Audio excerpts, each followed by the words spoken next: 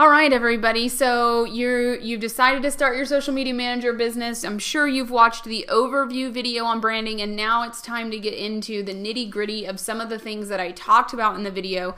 And one of the things the most important thing that you need to do first is you need to create your brand. And to create your brand, you have to do some, you actually have to do some thinking. You have to do some brainstorming about your vision for your business. And you want to create what's going to be unique about your business. And a lot of these different things. We're going to get into each of these different topics here in creating your business right now in Branding Video 1. And I actually have here with me my good friend, Ori Bengal. Hello. Hi, Ori. Hi, Kate. And Hi, Kate's listeners. He's actually going to help us talk, because Ori and I have great conversations. So I'm just introducing him early here in this first demo video. You guys are going to hear from him later on networking at tweet-ups and probably on some WordPress stuff as well. So he's here to help talk about branding. And so first of all, let's talk about let me tell you all the different factors that are going to go into branding. Okay. So Ori, the first thing that they need to really hone in on is thinking about their what? Well, the first thing I want to say is that branding, think about it as your reputation. Who do you want to be seen as? Who do you want to be? Don't even worry about who you are or who you think you are. Who would you want to be? Because if you don't come up with a reputation, someone else will come up with one for you. And trust me, you want the one that you're going to come up with much better. And it's going to affect everything you do. It's a story you're going to tell. And we're going to give a lot of examples of how that works. The first thing you have to think of when you think about your reputation and your brand is who is your target demographic or target audience. Basically, who is going to be your perfect client? Who do you want to help? As an artist, for example, Kate actually asked me this very same question, even though I'm a branding expert. When I had to think about it for myself, it was different. So she said, who do you want to sell your art to? Do you want to be a well-known brand that everyone's got a copy of, or do you want to be a luxury brand that people that have to pay a lot of money for? And I said, well, I want that second one. Every decision that you make for your brand is going to be determined by who your audience is. So, do you want people that are paying a little bit of money, or do you want a lot of money? That's a whole different mindset for that audience. And so they read different publications, they buy different things, they think about everything differently. So the first thing is you think about who it is. So let me give you guys some examples. And as you go through, if you go through some of the interviews that we have with some of our prior social media managers that have taken this training, you'll notice that some of them actually specialize in a particular audience or niche, like maybe they just do social media for authors. So their target demographic is an author. Now they need to narrow it down even more than that. Do they work with fiction authors, nonfiction authors? Do they work with men or women? What are the ages of these authors? Do they have a particular genre that they do very well in? That's one example. Another example is I have a social media manager student who works with alternative health practitioners. So she works with massage therapists and chiropractors and acupuncturists and all types of healers because she understands that market and that demographic. I, in particular, only really work with entrepreneurs, solopreneurs, personal brands, information marketers, speaker, author, coaches, people who want to be known for their first and last name, for the product and service that they provide, or whatever knowledge that they bring. And one thing that you guys should know is the biggest problem that I see right out of the gate for many social media managers is that they are afraid to select their target audience because they are in scarcity mode. So they want to be a generalist and they want to do social media for anybody and everybody that will pay them. And I'm here to tell you that, for instance, one of the genres I didn't bring up is social media for a local business. Doing social media for local businesses like restaurants, dry cleaners, those types of businesses where people that live nearby frequent is a very different strategy than doing social media for an author where anybody in the world can buy their book on Amazon. So I know that when you're thinking about the target demographic and the target audience that you want to attract, first thing I want to let you know is that don't be afraid to narrow it down, niche it down, because there's two main reasons for that, and I think Ori will agree with me on these two reasons. The first one is you become a specialist, and what that means is you are actually a more valuable service provider because you don't just provide services to anybody. You become known as a specialist who can do social media but knows a particular industry or topic that they do social media for. Well, if you own a Ferrari, you're not going to go to Joe Schmo's garage up the street who services Honda Civics and Miatas and all this stuff. You're going to want to go to the Ferrari dealer and the Ferrari mechanic, someone who specializes in that, because you've invested in this one thing that's very special and unique, and it takes a particular skill set.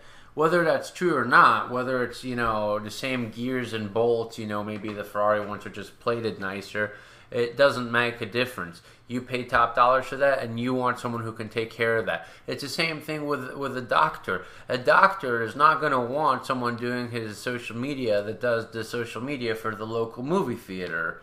Well, that's just like I don't want to go to the doctor to fix something that might be wrong with my tooth. I go to a particular kind of doctor called a dentist, right, that has a particular skill and a particular knowledge in dentistry. Does my physician my general practitioner, does he know a little bit about the mouth and the teeth and the gums? And I'm sure he does, but absolutely, I get your point. And there was actually a great commercial on this recently. The guy's like, this guy comes home and he sees this guy sitting in his desk. He's like, "Hey, Bob, what are you doing?" He's like, "Don't I know you?" He's like, Yeah, I did your lawn, and now I'm doing your taxes. And he's like, what? Right, I've it's seen like, that. just because you know someone and they do one thing for you doesn't mean you want them doing something else for you. Right. In becoming a specialist, you actually increase the value of the services that you provide. So when you do niche down and you become a specialist in a particular genre, you actually can charge more for those services. It has a higher perceived value. Again, like Ori mentioned, you're not just a regular old mechanic and you can work on any car. You're actually a Jaguar, or you said Ferrari. Yeah.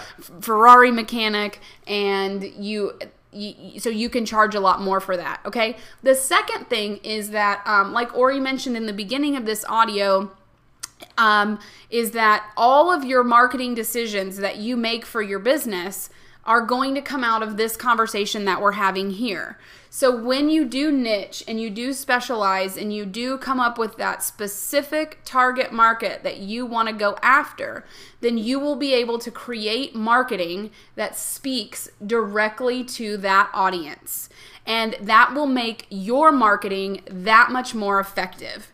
So I'll give you the example of Ori's art, for instance. When we were creating his brand for his art and we made the distinction, do we want to are we targeting like luxury brand people who are interested in luxury investments, or are we talking about putting your art on coffee mugs and mouse pads and trying to sell volume, right?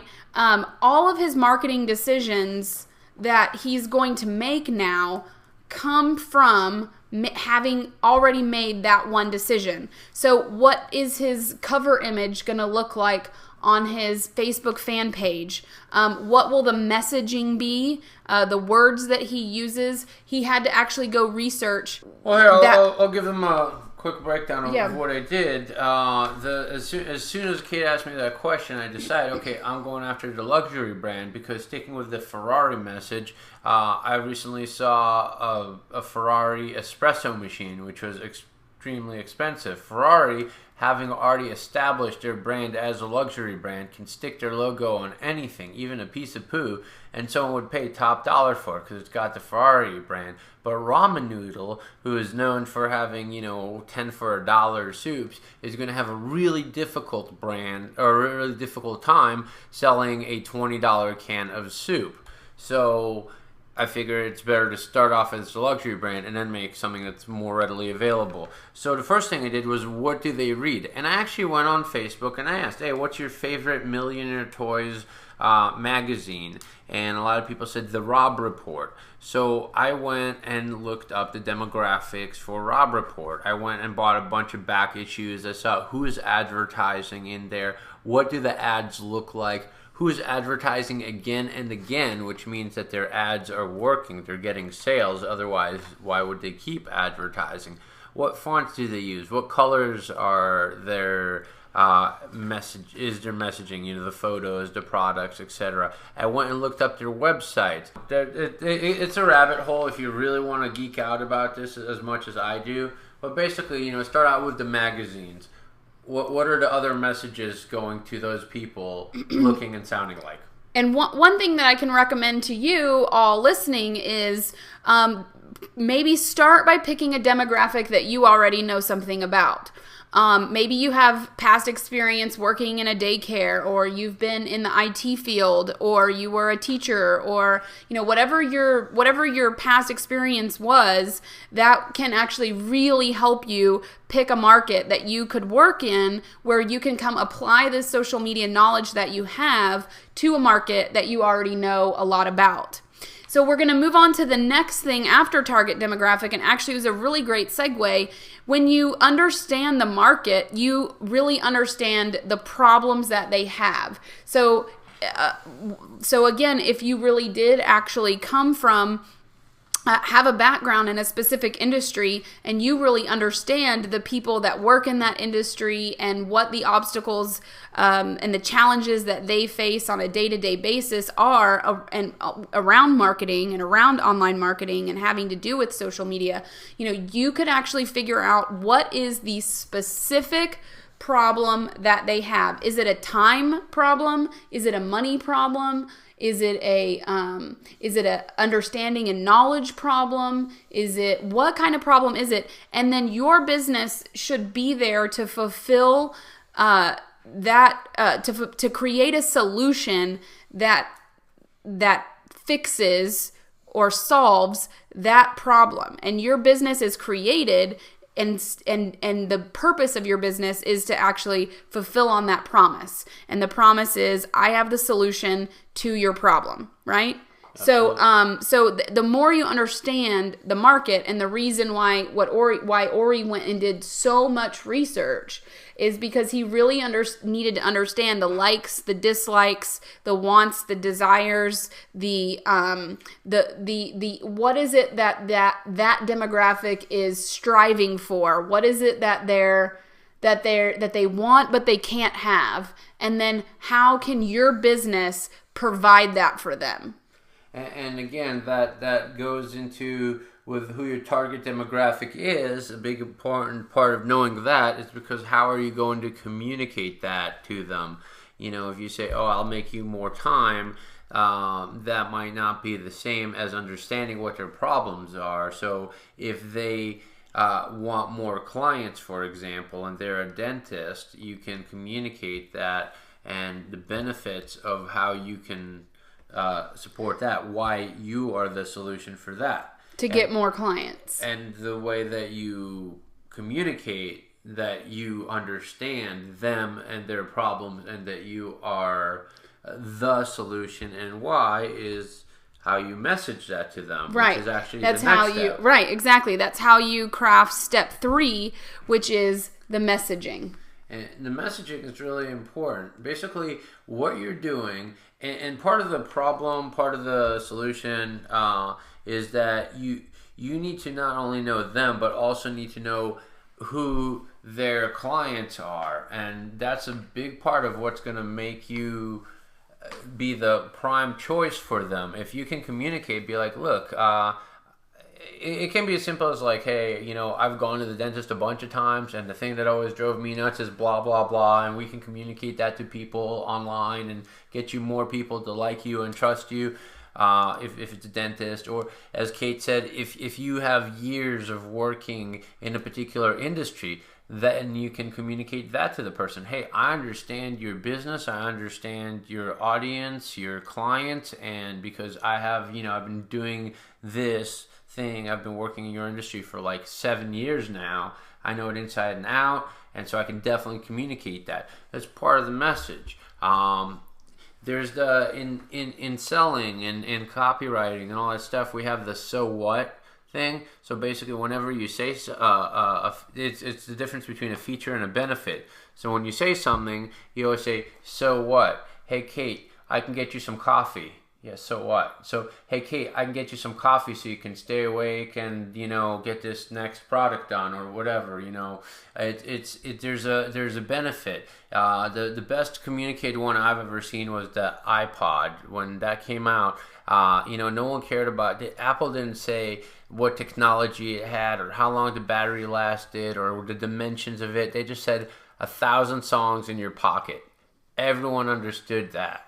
So that's the message. There was a message that was communicated to their audience. It was people that liked music and they wanted to travel with it. A lot of it in their pocket. That's right. They can just reach into their pocket and they had the power. Grab 1,000 songs. At any time. And it was awesome, It also communicated a lot of other things that were unsaid. It made fun of CDs, records, and all that other stuff that did not have this You can't fit 1,000 of those in your pocket. It would rip your pocket, absolutely. All right, good. So when you've thought about, let's recap for just a second before we move on. You've established who your target demographic is.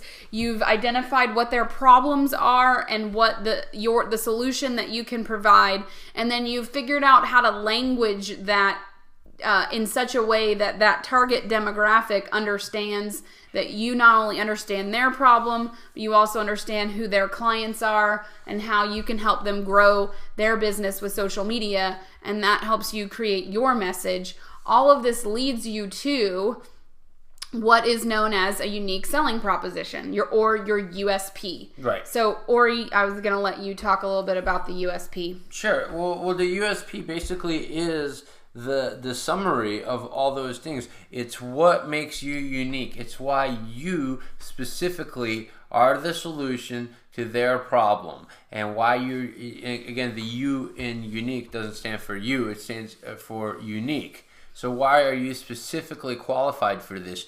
And so you're taking those three things: the target demographic, which is going to help you use the messaging, the problem, the solution, and the message of how you're crafting all that.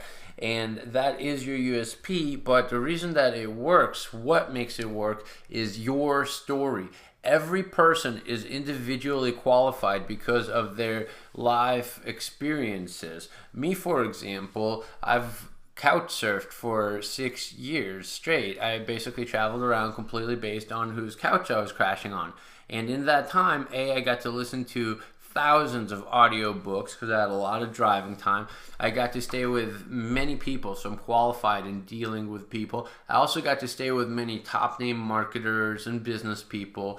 Just about everyone on the planet, for example, knows one of the people I stayed with, which is Tony Hsieh, the CEO of Zappos.com. I stayed with cage fighters, I've stayed with models, I've stayed with students. So basically, no matter who it is that I'm talking to, I can find a particular person from my travels that they could relate to. So I'm not telling the same story, even though it is the same story. I'm pointing out different aspects of it that are going to relate to the people that I'm speaking to. So if I was staying with Kate, for example, I would tell her about how I've stayed with other social media managers or how I've spoken at various conferences. We would have the conversation about social media. In fact, that's kind of how we met, but that's another story. And let me just add something about unique selling proposition. This is the thing that has you stand out from your competitors. So let's have a moment of truth here for a second. You're sitting here listening to this audio, and so are hundreds of other social media managers. There are a lot of social media managers out there competing in the marketplace. So the more uniquely that you can identify your service as distinct from other social media managers, the better off you're going to be. Not just in your background and experience, but also in, what's the reason that the way you want to answer this question about unique selling proposition is, what would make somebody compelled to buy from you instead of one of your competitors? And so you want to look around and see what is it that you offer that no one else offers, or that you offer at a more competitive price, or you offer with added services and bonuses or added value to the customer. So, this is a lot of information to take in right at the beginning, but it's good for you to begin to start to think of this. And now we have one more point to talk about, which is storytelling. But before we do, the one thing I want to say to you is you may not figure this all out exactly right now. I can tell you, for me, it wasn't probably maybe even 18 months or so into my business before I really felt confident in saying, I do social media for speakers, authors, coaches, information marketers, entrepreneurs, and solopreneurs, for personal brands, where I finally really had found my home and my niche and my target audience. Well, I will say this, though. You also didn't have you holding your hand and giving you all this information right from the start. Well, that's true. So you guys, at least, you don't have to wait 18 months. You're being asked those questions right now. Right. But what I want you to do is I want you to, if you're feeling overwhelmed right now with what we're asking you to do and with the information that we're giving you, the first thing I want you to do is stop feeling overwhelmed.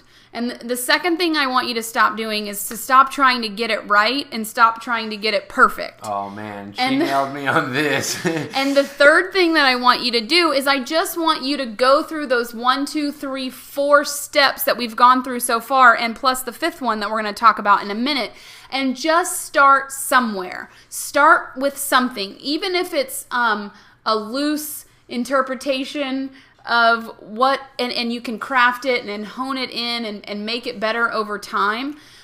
Start with mapping out what you think it might be, and then let it grow and morph as your business grows and morphs. Well, like I said, the very first thing I said was, make your reputation. What reputation would you like to have? So even if I'm not talking about target audience and messaging and all that stuff, I want people to think of me, if we're talking about social media, for example, that I'm creative. That's something that I want as part of all my branding, that I know my stuff, that I have a deep understanding of my audience, that I'm a good communicator, and that I do very good work, that I take my work very, very seriously, and I don't flake out, that I'm reputable. And that's really important for me. So those things right there, even if I said those are the things that I want people to say about me, that's a really good start. I can then add audience to that as far as like what people do I want saying these things. And, that I can say specifically which problems I solve for those people. But there's always going to be those aspects of creativity, communication, being reputable. So think about, what would you want people to say about you when you're not there? I should add that fine print. Mm-hmm. And if you ask people about me, people are going to say good things. If you're going to ask people about Kate, they're going to say good things. I know many people in the internet marketing industry that people are like, oh, they're a bunch of spammers and blah, blah, blah. They might sell a lot of their products, but it's not a quality product. So I have quality in my name. Kate has quality in her name. So how you tell that, though, all that, like I said, is the storytelling. And that's number 5. And that's, like I said, I couch surfed for 6 years. With Kate, she's got her story about the broke ballerina. Yeah, as a matter of fact, if you guys go back to module 1, where the very first video where we said meet Kate, I actually started off and told you my story that I was laid off and that I'm a self-made success and that I've gone on to be a nationally recognized speaker, etc. That is my story. And her story relates to, so an author is going to hear that and go, oh wow, she knows Twitter, something that I might not have the time to do. She knows the ins and outs and the errors because she's been there and done that. She's, when she name drops some of the clients that she's had, that's going to make a lot of speakers happy because they're like, oh wow, I want the kind of success that person has had. And that the reason that Kate learned this stuff is because she's had to. And by being a speaker and by being on all these panels and by being in all these masterminds and by being friends with all these top people in the industry worldwide, it tells them that Kate knows the things that they don't have time or resources to learn. So it's the same thing. Me saying that I stayed with Tony Hsieh tells a lot of things about me without me having to say them. Like, why would the guy that runs $1 billion+ a year company trust some guy he doesn't know to crash at his house for a couple weeks? Well, the guy's probably trustworthy, for one thing. I drop a lot of other names, and it says a lot. I'm adventurous. I explore. I'm not afraid of new things.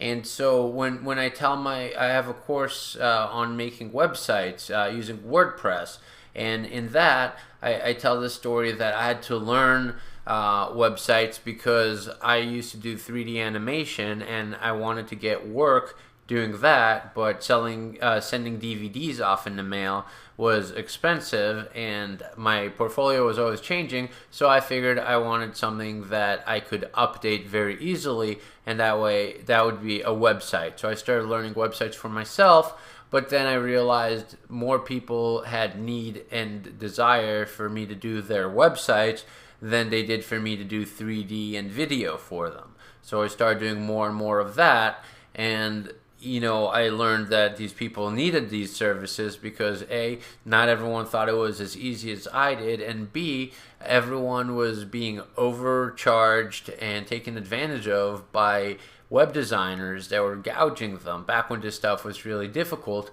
and people still think that this stuff is really difficult and they don't realize that it only costs them like $4 or $5 a month. So I'm solving those problems that a lot of business owners have right now. They need a website or they have a website, but their web designer is overcharging them, etc. So by me telling the stories that I had to experience and what I discovered about people and how I had to learn and the problems I was solving, it communicates to people that, hey, he can do that for me without me actually saying, hey, here's what I can do for you. I just say, here's my story. And I have a course on how to sell websites. A lot of people that make websites don't know how to sell them. It's the same exact story. It's me. I was couch surfing and I had to pay for my food and gas and all that stuff, and I did that by selling websites. And at first it was difficult, and people were trying to take advantage of me and not pay me. And so here's what I had to figure out, and I had to figure it out so that I got to not only make the websites but also have time to enjoy my travels and experiences. Same story.